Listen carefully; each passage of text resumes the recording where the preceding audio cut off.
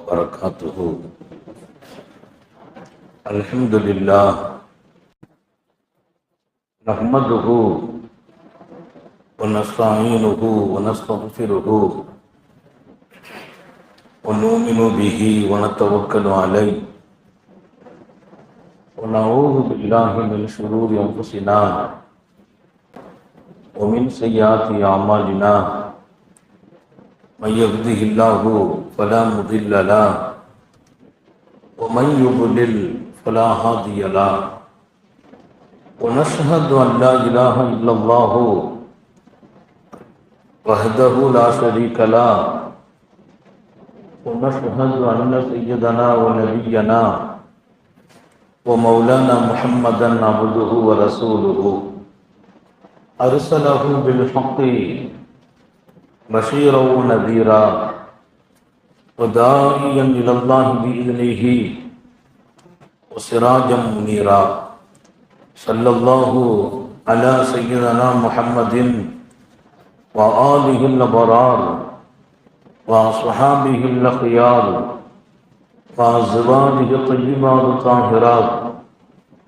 أوصيكم عباد الله وإياي أولا بتقوى الله.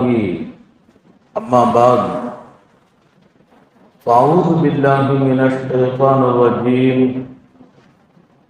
بسم الله الرحمن الرحيم. لقد من الله على المؤمنين إذ بعث فيهم رسولا من أنفسهم يتلو عليهم آياته. وقال نبي الله سيد البشر محمد رسول الله صلى الله عليه وسلم: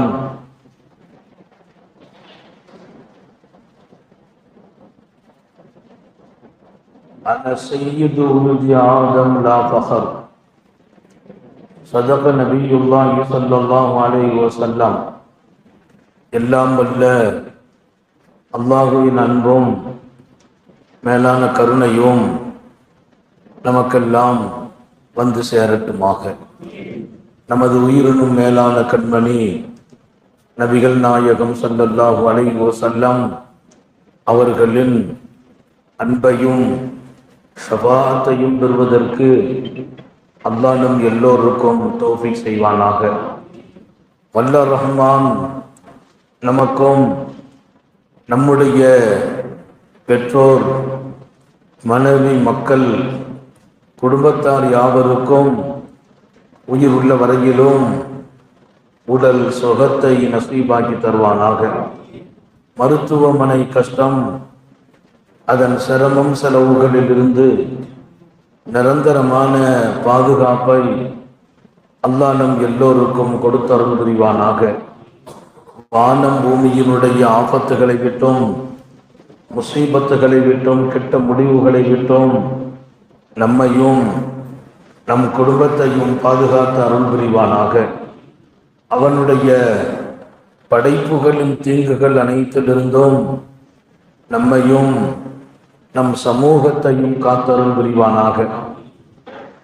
எல்லாம் வல்ல அல்லாஹுவின் எல்லையில்லா பேரருளால் சிறப்பான நம்முடைய இந்த பாக்கியமான மஸ்ஜிதில் கண்மணி ரசூலுல்லாஹி ஸல்லல்லாஹு அலைஹி வஸல்லம் அவர்களை நினைவு கூறுகிற மிக சிறப்புக்குரிய நிகழ்வை அல்லாஹ் இங்கு ஏற்பாடு செய்திருக்கிறான்.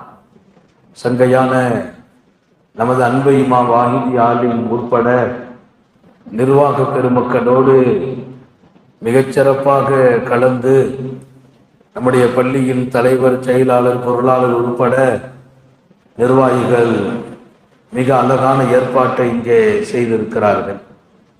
சங்கை மிக்கவர்களே, நபிகள் நாயகம் ஸல்லல்லாஹு அலைஹி வஸல்லம் அவர்களின் வாழ்க்கை பிறப்பு முதல் அவர்களின் இறுதி மூச்சு பிரியும் வரையிலும் அது பாதுகாக்கப்பட்ட, ஒளிவு மறைவில்லாத திறந்த புத்தகம். நபி பெருமானார் ஸல்லல்லாஹு அலைஹி வஸல்லம் வாழ்க்கையில் எந்த பக்கமும் மறைக்கப்படாதவர்கள், எந்த பக்கத்தையும் அல்லாவும் மறைக்கவில்லை, ரசூலும் மறைக்கவில்லை, அவர்களுடன் சககாலத்தில் வாழ்ந்தவர்கள் மறைக்கவில்லை. எல்லாவற்றுக்கும் மேலால் அவர்களின் குடும்பத்து பெண்களும் வீட்டில் நடந்த அனைத்தையும் பதிவு செய்திருக்கிறார். எந்த ஒரு மனிதனின் வாழ்க்கையிலும் அத்தனையும் வெளிச்சத்திற்கு வந்திருக்க முடியாது. குடும்பத்துக்குள்ளே நடக்கிற சில விஷயங்கள் மறையும், சில விஷயங்களை வெளியில சொல்வதற்கு முடியாது. வீட்டுக்குள் நடந்தவைகளும் பாதுகாக்கப்பட்டு அதுவும் புனித ஹதீஸ் என்று அறிமுகப்படுத்தப்படுகிறது. உலகத்தில் நபிகள் நாயகம் ஸல்லல்லாஹு அலைஹி வஸல்லத்தை தவிர்த்து யாருக்கும் இல்லை. கணவன் மனைவிக்கு மத்தியிலே ஏற்பட்ட மோதல்கள் உட்பட எழுதப்பட்டிருக்கிறது. பெட்ரூம் வாழ்க்கை பாதுகாக்கப்பட்டிருக்கிறது. சமையல் அறை குறித்து பேசப்பட்டிருக்கிறது. நபி பெருமானார் ஸல்லல்லாஹு அலைஹி வஸல்லத்தின் பயணம் குறித்து பேசப்படுகிறது. பயணத்தில் எப்படி அவர்களின் நடவடிக்கை இருந்தது, ஒரு மனிதரை சரியாக அறிந்து கொள்வதற்கான வாய்ப்பு பிரயாணம். நபி பெருமானார் ஸல்லல்லாஹு அலைஹி வஸல்லத்தின் பிரயாணத்தில் உடனிருந்த தோழர்கள், தன் குடும்பம், அத்தனை பேர்களாலும் அத்தனை செய்திகளும் பதிவு செய்யப்படுகிறது. உலகம் வியக்கிற அளவிற்கு சரித்திரம் மறைவில்லாமல் உலகத்தில் காக்கப்பட்டவர்கள் காரூணிய சீலர் ஸல்லல்லாஹு அலைஹி வஸல்லம். என்ன சாப்பிடுவார்கள் பதிவானது, எப்படி பாத்ரூம் பதிவானது. நபி பெருமானார் நின்று சிறுநீர் கழித்தார்களா, ஒரு பாடத்தை இமாம் புகாரி எழுதுகிறார். இமாம் புகாரி ஒரு பாடம். பிரச்சனை என்ன, யூரின் போறதுதான். இது எங்கே இடம்பெறுகிறது, புகாரி ஷரீஃபிலே. பாக்கியம் நிறைந்த அருள் நிறைந்த கிதாப் அது. நபி பெருமானாரின் வாழ்க்கையை வெளிச்சம் காட்டிய செய்திகள். ஐஷா நாயகி சொல்வார்கள், யாராவது உனக்கு சொன்னால் பாலன் நபியு காயுமா, நபி பெருமானார் நின்று யூரின் போனார்கள் என்று சொன்னால் அவர் பொய் சொல்கிறார், அவர் பொய் சொல்கிறார். அல்லாஹ் மீது சத்தியம், மா பாலன் நபியு காயுமா, பெருமானார் ஸல்லல்லாஹு அலைஹி வஸல்லம் நின்ற நிலையில் சிறுநீர் கழித்ததில்லை என்று இமாம் புகாரி இந்த ஹதீஸை பதிவு செய்வார். இதை அறிவிக்கிறவர்கள் ஆயிஷா. நான் சொல்வேன், அவர்கள் யூரின் பாஸ் பண்ணும் இடம் எப்படி, எந்த நிலை, அத்தனையும் எழுதப்பட்ட சரித்திரத்துக்கு சொந்தக்காரர்.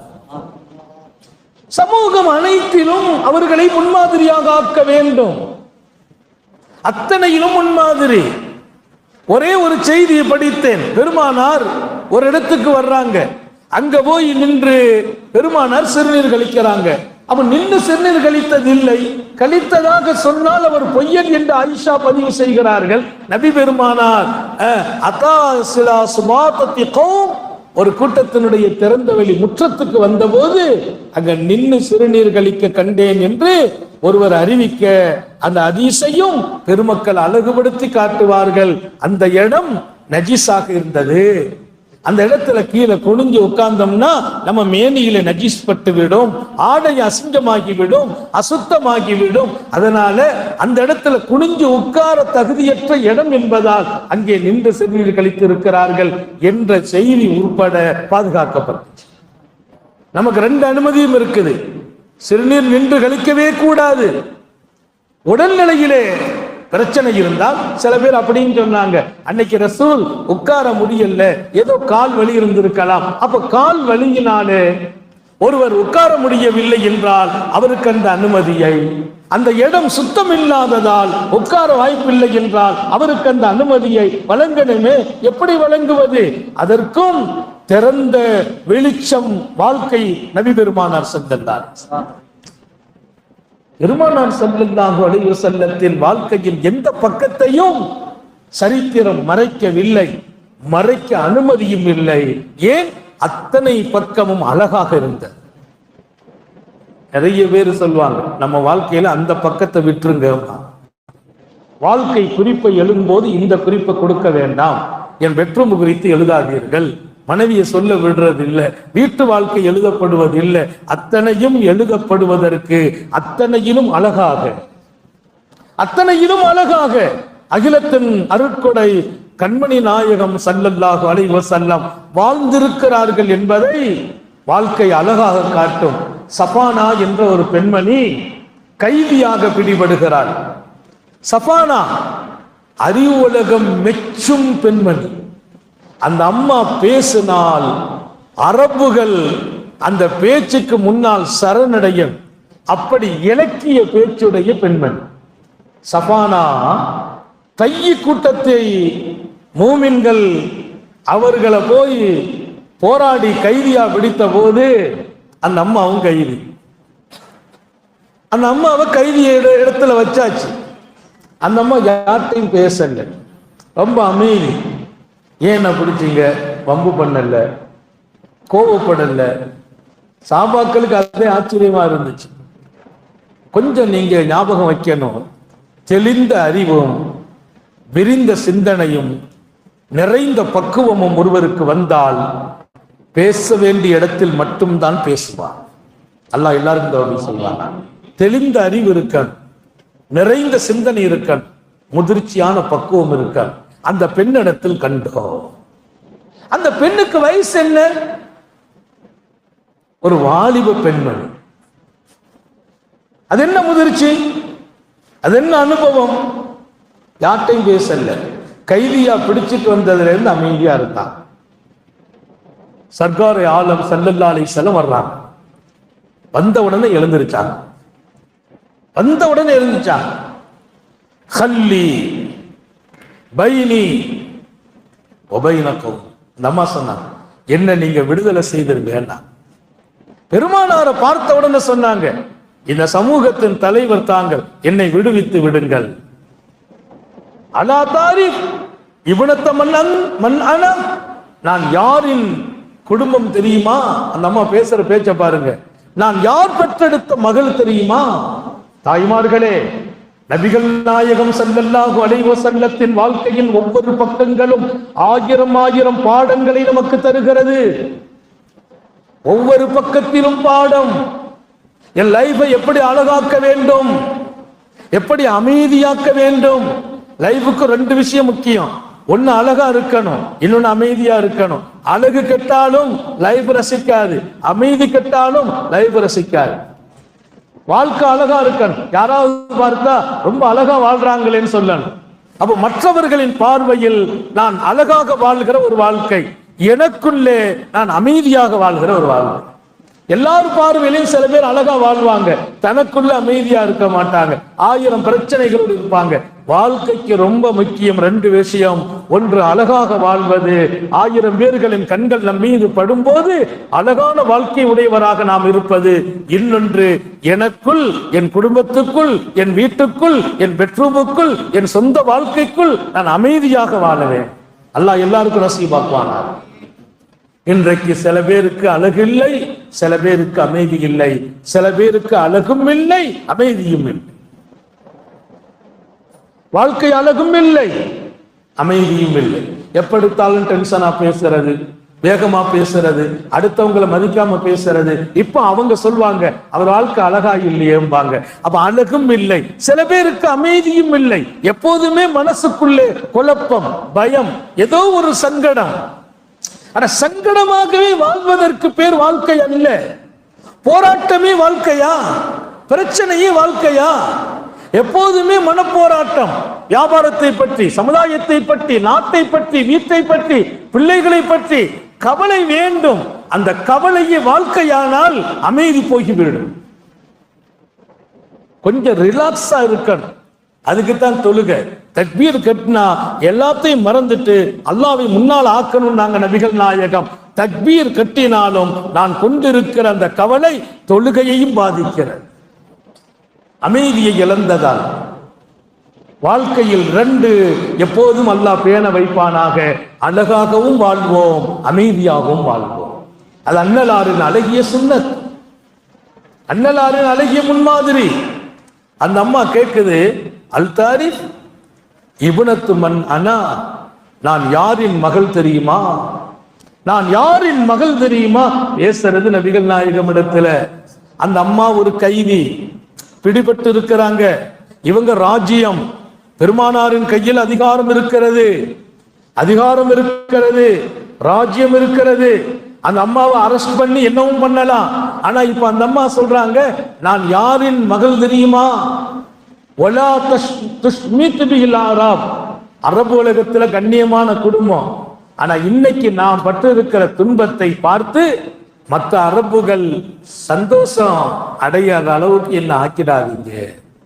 பொதுவா எதிரிகள்கிட்ட என்ன பழக்கம்னா, தான் எதிரி கஷ்டப்பட்டா சந்தோஷப்படுறது. அதுக்கு அரபியில பேரு சமாத்தத். சமாத்தத்துனா நம்ம துன்பப்படுறத பார்த்து அவனுக்கு சந்தோஷம். இன்னைக்கு எதிரிக்கு சந்தோஷம் இல்ல, நம்ம கூட இருக்கிற நண்பனுக்கே சந்தோஷம். நம்ம கொஞ்சம் கஷ்டப்பட்டோம்னா அவன் நினைக்கிறான் இவருக்கெல்லாம் தேவைதான். கூட இருக்கிறவங்களை, சொந்த பந்தமே நிலைமை எப்படி போயிருக்கு பாருங்க. சொந்தக்காரன் கஷ்டப்பட்டா அவனுக்கு தோல் கொடுக்கக்கூடிய வாழ்க்கையை கற்றுக் கொடுக்கிறாங்க நபிகள் நாயகம். துணை நிற்கும் வாழ்க்கையை கற்றுக் கொடுக்கிறாங்க, துவா செய்யற வாழ்க்கையை கற்றுக் கொடுக்கிறாங்க. நல்ல ஞாபகம் வச்சுக்கோங்க. சொந்தம் கஷ்டப்பட்டால், உறவுகள் கஷ்டப்பட்டால் தோல் கொடுக்க வேண்டும், துணை நிற்க வேண்டும், துவா செய்ய வேண்டும். மாற்றமாக அவங்க கஷ்டப்பட்டால் இவருக்கு சந்தோஷம். அந்த அம்மா சொல்லுது, ஒலா துஷ்மித் பில் ஆராப். அரபுலகம் எங்களை பார்த்து சந்தோஷப்படுற இடத்துல ஆக்கி வச்சிடாதீர்கள் நபி அவர்களே. ஏன்? நான் கண்ணியமான குடும்பத்தில் வளர்ந்த பெண், என் பாரம்பரியம் கண்ணியம். என் தந்தை நாட்டின் பேரரசர், அவர் கொடைவள்ளல், ஆயிரம் ஆயிரம் பேர்களின் பசியை தணித்தவர். ஏழை என்று ஒருவரை வைக்க மாட்டார். பசி என்று சொன்னால் அவரை பசியோடு அனுப்புவதில்லை. என் தந்தை வாரி வழங்கும் குணம். அவர் தந்தையை பற்றி நிறைய செய்தி இருக்குது. வீட்டுல சில நேரங்கள்ல கொடுத்து கொடுத்து ஒன்னும் கையில இருக்காது. கோடீஸ்வரங்களா இருப்பாங்க, கோடீஸ்வரரா இருப்பார், கையில இருக்காது. அவர் தந்தை ராத்திரி நேரத்துல ஒரு அனாதை பெண்மணி பக்கத்து வீட்டுல இருந்து வந்து, கொஞ்சம் பசியா இருக்குது, என் பிள்ளைங்களுக்கும் பசியா இருக்குதுங்க, வீட்டுல ஒண்ணும் இல்லை. அந்த அம்மாவை வீட்டுக்குள்ள உட்கார வச்சுட்டு அவர் உடனே வெளியில போய் அவர் பயணம் செய்கிற அந்த குதிரையை அறுத்து அதன் இறைச்சி எடுத்து நெருப்பை மூட்டி சூடு காட்டி அவ்வளத்தையும் கொண்டு வந்து ஒரு பெரிய பட்டி நிறைய குழந்தை அந்த அம்மாட்ட கொடுத்து, நீனும் உன் பிள்ளைங்க சாப்பிடுமான்னு அவங்க தூக்கிட்டு போக வீட்டுல கேட்கிறாங்க, நாளை காலையில நீங்க போக வேண்டிய வாகனத்தை அறுத்துட்டீங்களே. அவர் சொன்னார், நான் நடந்தாலும் எனக்கு நிம்மதி இருக்கிறது. காரணம், இந்த பிள்ளைகள் பசித்து தூங்கக்கூடாது, அவர்கள் ருசித்து தூங்கட்டும், என் காலில் பலம் வரும் என்றார். அவர் பயணிக்கும் குதிரையை அறுத்து ராத்திரியில் பசி என்று சொன்ன பக்கத்து வீட்டுக்கு உணவளிக்கிறார். அப்படிப்பட்ட தந்தையின் மகள் நான். உலகம் இன்றைக்கு அரபு இலக்கணத்தில் நீங்கள் போனால் கொடை வள்ளல் என்று நீங்கள் போய் சர்ச் பண்ணி பாருங்க, ஹாத்தம் தாய் என்று எழுதுவாங்க. ஹாத்தம் தாயின் மகள் நான் என்றான் அன்னை சஃபானா. என் தந்தை ஹாத்தம் தாய். உடனே பெருமானார் சொன்னாங்க, எது மூமின்களின் குணமெல்லாம் உன் தந்தை இடத்தில் இருக்கிறது. நான் சொன்ன வாழ்க்கை உன் தந்தை இடத்தில் இருக்கிறது. வாதி வழங்கும் குணமுடையவர், மன்னிக்கும் தன்மை உடையவர், விசாலமான எண்ணம் உடையவர், அதுதான் எங்கள் குணம் என்ற உத்தம நபிகள் அந்த பெண்மணியை பாராட்டுவார்கள். பாராட்டிவிட்டு அந்த அம்மா சொன்னாங்க, என்ன நீங்க விடுதலை செய்வதுதான் உங்களுக்கு அழகுன்னா. என்ன பெருமானார் சொன்னாங்க, உனக்கு மட்டும் இல்லமா, உலகத்தில் யாரெல்லாம் இப்படி உயர்ந்த நிலையில் இருந்து தாழ்ந்த நிலைக்கு வந்தார்களோ அவர்களுக்கு உதவி செய்வது அது ஒரு மூமினின் கடமை என்றார். மேல இருந்து கீழே இறங்குனா அவங்களை தூக்கி நிறுத்தது மூமினின் கடமை. விடுதலைன்றாங்க. இங்க முக்கியம் அது அல்ல. அந்த அம்மா விடுதலை வாங்கிட்டு சொன்னாங்க, உங்களுக்கு தெரியுமா முகமது அவர்களே, தாங்களுக்கு தெரியுமா, இங்கே கைதியாக பிடிபட்டது நான் மாத்திரம் அல்ல. கைதியாக பிடிபட்டது நான் மாத்திரம் அல்ல, என்னோடு ஒரு பெரிய கூட்டம் கைதியா பிடிபட்டிருக்கிறாங்க. எல்லாமே என்னுடைய கூட்டம்.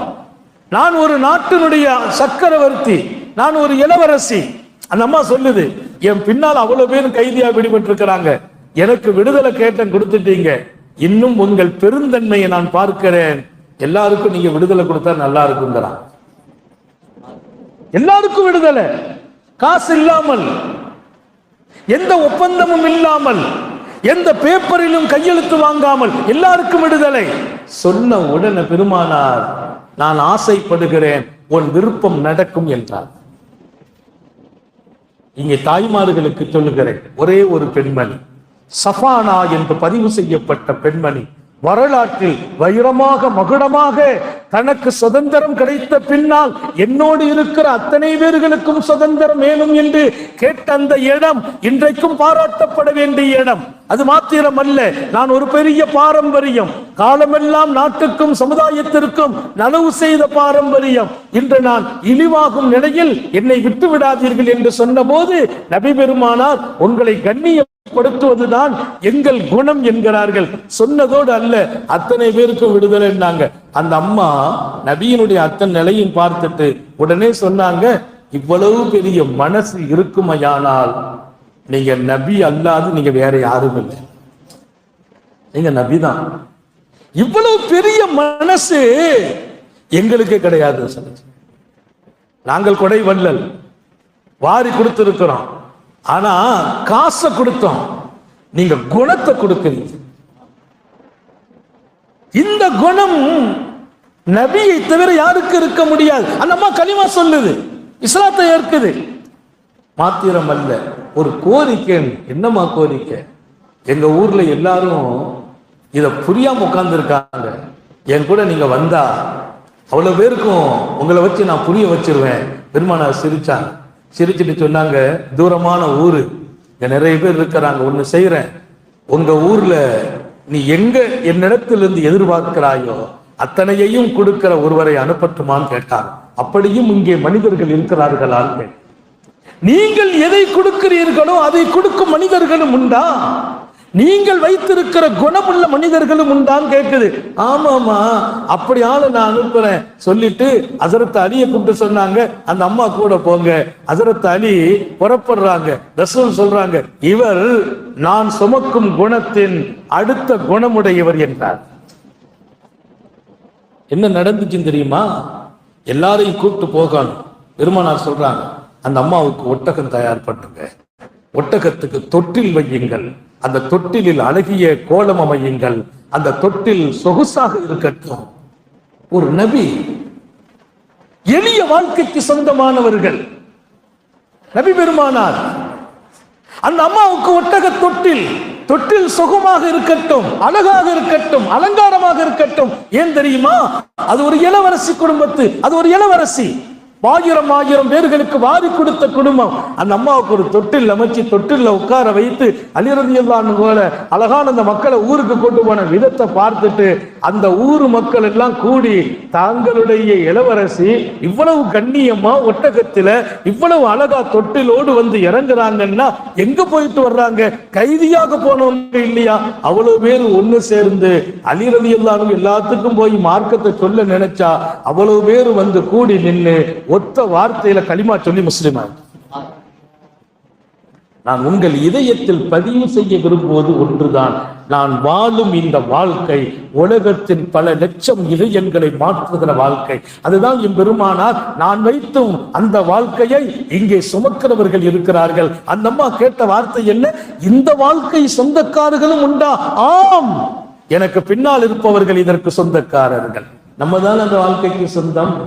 மதிக்க வேண்டியவர்களை மதிக்கிற வாழ்க்கை, உயர்ந்தவர்களுக்கு உயர்வை கொடுக்கிற வாழ்க்கை, எதிரிக்கு முன்னால நம்ம அடுத்தவங்களை இழிவுபடுத்தாத வாழ்க்கை, இதையெல்லாம் வல்லல் நபி ஸல்லல்லாஹு அலைஹி வஸல்லம் இந்த சமூகத்திற்கு உணர்த்தி தருகிறார்கள். ஒரு புனிதமான சரித்திரம் உடையவர்கள், சரித்திரத்தில் எந்த பக்கத்திலும் விழுகிறார்கள். அடிமைகளை பாதுகாத்த விஷயத்திலும் கைதிகளோடு நடந்து கொண்ட விதயத்திலும் அன்னலார் மிளறுகிறார். ஒரு பெண்மணி வரலாற்றினுடைய காவியமாக அந்த அம்மா பின்னால இளவரசி மட்டும் இல்ல, ஒரு சஹாபியான பெண்மணி ஆகிறார். ரசூலுல்லாஹ்வினுடைய அன்பை பெற்ற பெண்மணியாக இஸ்லாமிய உலகத்தில் உட்கார்ந்து கொண்டு பல்லாயிரம் மனிதர்களுக்கு அல்லாஹ் யார், ரசூல் யார் என்று சொல்லும் இடத்தில் அல்லாஹ் கொண்டு உட்கார வைத்தான் என்றால் இங்கே உங்கள் மனதில் நான் அழுத்தமாகவும் பதிவு செய்கிறேன், இது ஒரு பெரிய வாழ்க்கை. பெருமானாருடைய சரித்திரம் என்பது அவங்க வாழ்க்கையை எடுத்து சொல்றது இல்ல, அந்த வாழ்க்கைக்குள் நம்முடைய வாழ்க்கை இருக்கிறது. இஸ்தஜீபு லில்லாஹி வலிர் ரசூலி இதா தஆக்கும் லிமா யுஹ்யீக்கும். அல்லாஹ்வுக்கு பதில் சொல்லுங்கள், ரசூலுக்கு பதில் சொல்லுங்கள். ஏன் தெரியுமா? அங்கதான் உங்க ஹயாத்து இருக்குதுங்கிறான் அல்லாஹ். உன் வாழ்க்கை வேணுமா? அல்லாஹ்வுக்கு பதில் சொல். நீ வாழணுமா? ரசூலுக்கு பதில் சொல். உங்க லைஃப் அல்லாஹ் ரசூலுக்கு நீங்கள் கட்டுப்படுவதில் இருக்கிறது. அல்லாஹ்வுக்கு ரசூலுக்கும் கட்டுப்பட்டுட்டீங்களா, நீங்க ஜெயிக்கிறீங்கிறான் அல்லாஹ். வெற்றிங்கிறான். எல்லாருக்கும் வெற்றி தேவை, எல்லாரும் வெற்றியை நோக்கி பயணிக்கணும். வெற்றியை விட்டுட்டா பயணிக்கிறது. வெற்றி எங்கே? அல்லாஹ்வுக்கும் ரசூலுக்கும் நீங்கள் கட்டுப்படுவதில் வெற்றி என்று அல்லாஹ் சொன்ன அந்த வார்த்தை முஹம்மது ரசூலுல்லாவை முன்னிறுத்துவான். நீங்கள் முஹம்மது ரசூலுல்லாவுக்கு கட்டுப்படுங்கள் போதும். எனக்கு கட்டுப்பட்டதுக்கு சமம் தான். எனக்கு கட்டுப்படணும்னா என் ஹபீபுக்கு கட்டுப்படு.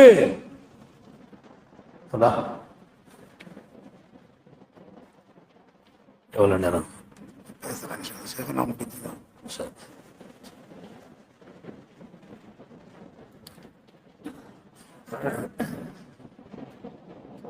ஒரு 10 நிமிஷம் பேசுவோம். அல்லாஹ்வுக்கு ரசூலுக்கும் வழிபட்டால் ஜெயிக்கலாங்கிறான். அல்லாஹ்வுக்கு வழிபடுறது ரசூலுக்கு வழிபடுறதையும் அல்லாஹ் இன்னொரு இடத்துல சொல்லும் போது, என் ரசூலை முன்னால வச்சுட்டம்பா, அவங்களுக்கு வழிபடு, நீ எனக்கு வழிபட்ட மாதிரி தான். அவங்களை எடுத்துக்க ஃபுல்லா ஒரு ரோல் மாடல் வாழ்க்கையை அமைச்சு காட்டினாங்க. அதாவது ஒரு தடத்துல போனா அங்க இங்கேயுமா பெசகுது இல்ல, கரெக்டா போறது, நேரா போய் இலக்கு அடைஞ்சிடுறது. நபி பெருமானார் ஸல்லல்லாஹு அலைஹி வஸல்லம் எல்லாருடைய நிம்மதியும் கொடுத்தாங்க.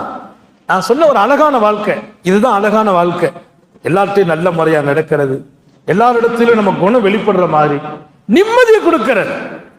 நான் நிம்மதியா இருந்தா தானே இன்னொருத்தர் நிம்மதியா இருக்க முடியும் அப்படின்னு இல்ல.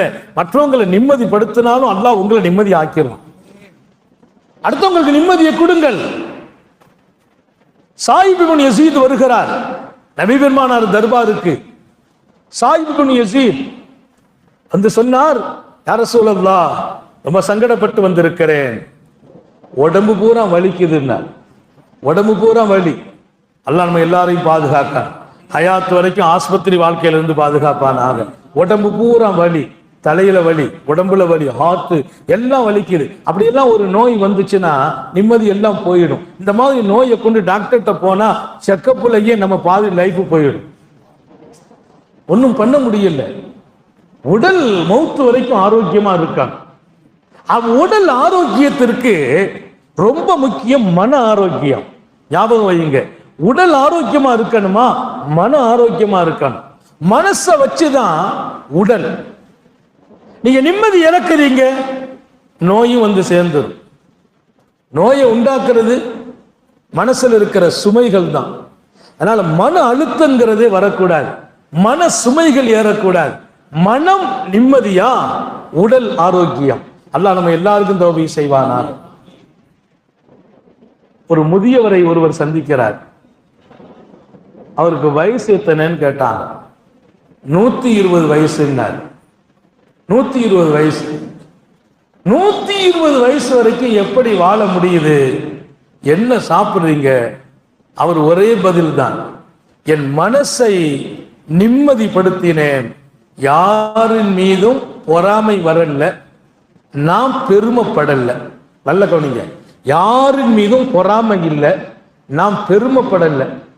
பெருமை என்ன கணுவத்தில் கொண்டு போயிடும், பொறாமை என்ன அழிச்சிடும். நான் பெருமையும் இல்லை பொறாமையும் இல்லை, மனசு ரிலாக்ஸாக இருக்கிறேன். எனக்கு வயசு 120. அல்லாஹ் எல்லாருக்கும் தௌபீக் செய்வாங்க.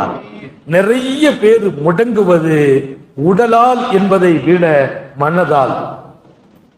அவர் சொல்வார், சாயிப் இப்னு யஸீத் அல்லாஹ்வின் தூதரை சந்தித்து, யா ரசூலல்லாஹ், உடம்பு பூரா வலிக்குதுங்கிறார். கை வலி, கால் வலி, மனசு, உடம்பு ஃபுல்லா வலி. ஸல்லல்லாஹு அலைஹி வஸல்லம் அவங்களுக்கு துவா செய்துட்டு தண்ணி கேட்கிறாங்க, ஒதுவு செய்யறாங்க. ஒதுவை செய்து அண்ணல் எம் பெருமான் ஸல்லல்லாஹு அலைஹி வஸல்லம் அந்த தண்ணீரை மிச்சம் வைக்கிறாங்க. அவரை பார்த்து பெருமானார் பக்கத்துல வைக்க அவர் அதை தூக்கி வேகமா குடிச்சார். குடிச்சிட்டு உடம்ப தடவுறார், உடம்பு பூரா தேய்த்து கொடுத்தார். குடித்து முடித்தார். முடித்து விட்டு அவர் கொஞ்ச நேரம் ஓய்வாகிறார். அப்புறம் சொல்லுகிறார், அல்லாஹ்வின் ரசூல் அவர்களே, அல்லாஹ்வுக்கே எல்லா புகழும், உடலின் எல்லா நோயும் குணமானது. மனுஷனை நிம்மதிப்படுத்துகின்ற பாதையை பெருமானார் கற்றுக் கொடுக்கிறாங்க. அவங்க செய்த போது அதனுடைய மிச்சம் அந்த தண்ணீரை குடிக்கிறார். எவருக்கு வயசு என்ன அந்த நேரத்துல 50 வயசு இருக்குது. 50 வயசுல தண்ணியை கொடுக்கிறாங்க ஸல்லல்லாஹு அலைஹி வஸல்லம். அவர் குடிக்கிறார், நிம்மதியா இருக்கிறார், ஆரோக்கியமாகி விட்டார், நீண்ட ஆயுசு வாழ்ந்தார். பின்னால அதுக்கு பின்னால ரொம்ப காலம் வாழ்கிறார். ஆனால் கஷ்டமான நோய் அல்லாஹ் ஷிஃபாவை கொடுக்கிறான். ஏன்? நபி அவங்க அல்லாஹ்ட்ட கேட்டாங்களாம், யா அல்லாஹ், என் தோழர் உடலால் உள்ளத்தால் நோய்வாய்ப்பட்டு சிரமப்படுகிறார், அதை எனக்கு ஏற்கிற மனசு வரல, அவரை சுகமாக்கிடு. உடனே அல்லாஹ் கபூல் செய். நபி கேட்டா அல்லாஹ் விடுறானா? அல்லாஹ்வுடைய நபி அல்லவா? நான் நிம்மதியாக வாழணும், மற்றவர்களை நிம்மதியா வாழ விடணும். இது ரசூல் ஸல்லல்லாஹு அலைஹி வஸல்லம் இந்த உலகத்தில் போதித்த மிகச்சிறப்பான வாழ்க்கை. அவர்களின் இலக்கு அதுதான், ஒவ்வொரு மனிதர்களையும் நிம்மதிப்படுத்துவது. அல்லாஹ் திருக்குர்ஆன் ஷரீஃபில் காபாவை கட்டி முடித்த இப்ராஹிம் அலைஹிஸ்ஸலாம் இப்படி துஆ கேட்கிறாங்க, யா அல்லாஹ், இந்த பூமியை நிம்மதியாக்கி விடு, இந்த பூமி நிம்மதியா இருக்கணும், இந்த ஊரு நிம்மதியா இருக்கணும். ஏன்? வஜஅல் ஹாதல் பலத ஆமினா, இந்த ஊரை நிம்மதிப்படுத்தி விடு, இந்த ஊர்ல நோய் பரவக்கூடாது, எதிரிகள் சூழ்ந்துடக்கூடாது, பிரச்சனைகள் வந்துடக்கூடாது, இந்த ஊர்ல நாங்க சங்கடப்படுற நிலை வந்துடக்கூடாது, எங்க ஊரை நிம்மதியாக்குன்னு கேட்டாங்க. ஏங்க இப்ராஹிம் நபி அந்த துஆவை கேட்டாங்கன்னு எழுதுறாங்க. ஒரு ஊருக்குள்ள நுழைஞ்சிட்டு காபத்துல்லாவை கட்டிட்டு கேட்ட துவா ஊரை நிம்மதிப்படுத்து. ஏன்னா நிம்மதி இல்ல, ஊர்ல நோய் பரவுது, எதிரிகளுடைய தொந்தரவு, ஆட்சியாளர்களுடைய நெருக்கடி, இதெல்லாம் இருக்குமையானால் மனிதன் உள்ளத்தால் பாதிக்கப்படுகிறான். உள்ளத்தால் பாதிக்கப்பட்டால் அவன் லைஃப் சங்கடமாகும். லைஃப் சங்கடமாகாமல் வாழ்வதற்கு அமைதி வேணும். எங்கே வேணும்? நாட்டிலேயே அமைதி வேணும், வீட்டிலும் அமைதி வேணும். எனவே மிகச்சிறந்த வாழ்க்கையை இந்த உலகத்திற்கு கொடுத்த உத்தம நபிகள் நமக்கு கொடுத்த 2 பாடத்தை மட்டும் சொல்லி முடிக்கிறேன். ஒன்று, அழகாக வாழ்வோம். நம்மால் யாரும் நம்மை பார்த்து அவர் லைஃப் சரியில்லை, அவர் பேச்சு சரியில்லை, அவர் செயல் சரியில்லை, அவர் குணம் சரியில்லை அப்படின்னு சொல்ற அளவுக்கு வாழ்ந்து விடாதீர்கள். என்னை பற்றி அழகான ரிசல்ட்டை கொடுக்கிறது 2 பேர் தான். ஒன்னு என் குடும்பம், இன்னொன்னு என்னை சார்ந்திருக்கிற நண்பர்கள், அண்டை வீட்டார்கள். ஒன்று என் குடும்பம், ஒன்று என்னை சார்ந்திருக்கிற நண்பர்கள், அண்டை வீட்டார்கள். அவங்க சொல்லணும், நல்ல மனிதர். பெருமானார் சொன்னாங்க, ஒருவர் மரணித்த போது பாடியை தூக்குறோம், அவன் சொல்லணுமா குடும்பம், ஆஹா ஒரு நல்ல மனுஷன் போறாருன்னு சொல்லணும். பக்கத்து வீட்டுல நண்பர்கள், ரொம்ப நல்ல மனுஷன் போறார். உங்களுக்கு நான் சொல்லட்டுமா, அந்த சுஹதா உல்லாஹ் பில்லார், அல்லாஹ் அவரை நல்ல மனிதர் என்று பதிவு செய்கிறார், சொர்க்கத்திற்கு அனுப்புகிறார். என்ன நாயகமே, ஆமா நீங்கள் தான் அல்லாஹ்வின் சாட்சியாளர். நீங்க எல்லாரும் சேர்ந்து சொல்லிட்டீங்க, அவ மனைவி சொல்லிட்டாங்க, அவ பிள்ளைங்க சொல்லிட்டாங்க, நண்பர்கள் சொல்றாங்க, பக்கத்து வீட்டுல சொல்லிட்டாங்க நல்ல மனிதர் என்று. அவர் அல்லாஹ்வும் நல்லவர் என்றே எழுதினான். அப்படியானால் அந்த பேரை தக்க வைத்து வாழ்வதுதான் வல்லல் நபி ஸல்லல்லாஹு அலைஹி வஸல்லம் கற்றுக் கொடுத்த அழகான வாழ்க்கை. அதில் தான் நமது நிம்மதியும் இருக்கிறது. அல்லாஹ் நிம்மதியோடு இன்னொரு பக்கம் அழகாக வாழ்கிற அந்த சிறப்பான பேற்றினையை உங்களுக்கும் எனக்கும் நம்முடைய குடும்பத்திற்கும் நசீபாக்குவானாக. ஹயாத்திலே பரக்கத் செய்வானாக, சுகத்திலே பரக்கத் செய்வானாக, ஈமானிலே பரக்கத் செய்வானாக. விடும் மூச்சும் எழும் பேச்சும் அவன் சிந்தனையாக்குவானாக. ஓடும் இரத்தத்திலும் அவன் அன்பு கலந்து ஓடச் செய்வானாக. நாம் பெற்ற பிள்ளைகளை கண்குளிர்ச்சியாக்கி வைப்பானாக. நம்முடைய பிள்ளைகளுக்கு உரிய காலத்தில் பொருத்தமான ஜோடிகளோடு திருமணங்களை நசீபாக்குவானாக. குழந்தை பாக்கியங்களை வழங்குவானாக. நம்முடைய பிள்ளைகள் வாழ்க்கைப்பட்ட இடத்தில் கண்குளிர்ச்சியாக்கி வைப்பானாக. இதுவரைக்கும் வாழ்க்கை இல்லாத பிள்ளைகளுக்கு அழகான ஜோடிகளை அமைத்து தருவானாக. குழந்தை இல்லாதவர்களுக்கு குழந்தை பாக்கியத்தை தருவானாக. நிம்மதியை காணாக்கியவர்களுக்கு நிம்மதியின் வாசலை திறந்து வைப்பானாக.